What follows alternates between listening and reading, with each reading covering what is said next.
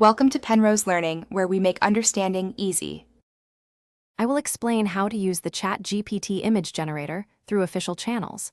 Use the official ChatGPT Image Generator via your account or API plan. Subscriptions like ChatGPT Plus or API plans unlock higher monthly usage and limits. Check limits before creating batches to avoid unexpected errors. Understand pricing per image and per thousand tokens for API calls. Respect usage limits, terms of service, and do not attempt to circumvent restrictions. If you need more capacity, contact support or upgrade to a suitable paid plan. First, create an API key in your account dashboard and store it securely. Configure your client to send the API key with each request header. Set image size, aspect ratio, and quality values before each generation to control output. Use sensible batch sizes like 10 to 50 images per request to manage throughput.